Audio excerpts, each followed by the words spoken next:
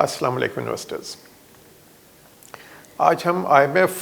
के प्रोग्राम और जो फ्लड्स आए हैं उसके बाद का इम्पैक्ट इकॉनमी पर और कैपिटल मार्केट्स पर रिव्यू करेंगे।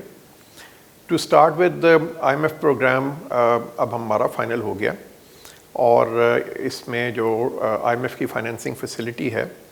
वो $6 बिलियन से बढ़ा के $6.5 बिलियन पर कर दी गई है। IMF के ऑन बोर्ड होने के बाद अब उम्मीद है कि हमें इंशाल्लाह world bank, Asian development bank और जो हमारे फ्रेंडली कंट्रीज़ हैं, इसके अलावा कमर्शियल बैंक्स हैं और कैपिटल मार्केट्स हैं, वहाँ से भी फंडिंग आने लग जाएगी और हमारे जो ओवरऑल रिज़र्व्स हैं वो बढ़कर तकरीबन 13 to 14 बिलियन डॉलर्स तक चले जाएंगे।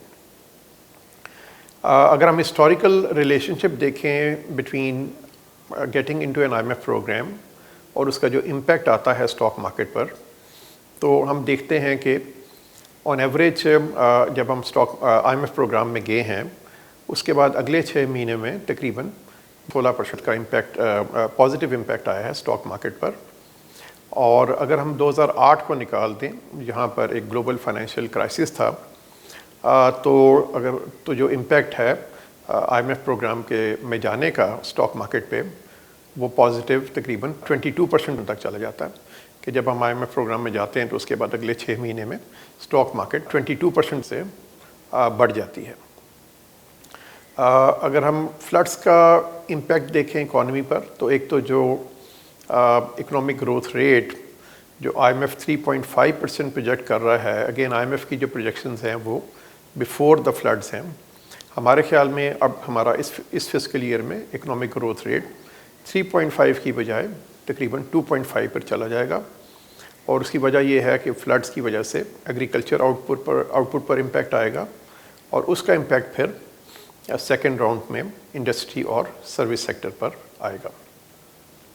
इसके अलावा इन्फ्लेशन जो IMF 20% पर प्रोजेक्ट कर रहा है, हमारे ख्याल में 22% पर चली जाएगी, क्योंकि फूड का जो शॉर्टेजेस हैं और हमें जो फूड आइटम्स इंपोर्ट करनी पड़ेगी उसका इम्पैक्ट इन्फ्लेशन पर आएगा। इसी तरह जो फ्लड्स आए हैं उसकी वजह से हमारी जो इंपोर्ट है कॉटन की और फूड आइटम्स की वो बढ़ जाएगी और उसकी वजह से हम फील करते हैं कि जो हमारे फॉरेन एक्सचेंज रिज़र्व्स हैं जो IMF प्रोजेक्ट कर रहा है $16 बिलियन पर, शायद वो $13 बिलियन के करीब बढ़ जाएंगे, इससे ज़्यादा शायद ना बढ़ सकें। ज़रूरत ये है कि गवर्नमेंट जो स्ट्रक्चरल फैसले हैं वो करे और उसमें टैक्स बेस को ब्रॉडन करे, स्टेट ओन एंटरप्राइजेस को प्राइवेटाइज़ करे, जिनके जो सब्सिडीज़ और ग्रांट्स हैं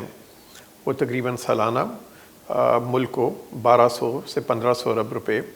कॉस्ट कर रहे हैं और जो फाइनेंशियल और एडमिनिस्ट्रेटिव पावर्स हैं वो लोकल गवर्नमेंट पर को ट्रांसफ़र करे, जिसकी वजह से पाकिस्तान में ओवरऑल गवर्नेंस जो है वो बेहतर हो जाएगी। स्टॉक मार्केट की बात करें तो हमारा इस टाइम पे जो प्राइस अर्निंग रेशो है वो तकरीबन 4.5 चल रहा है,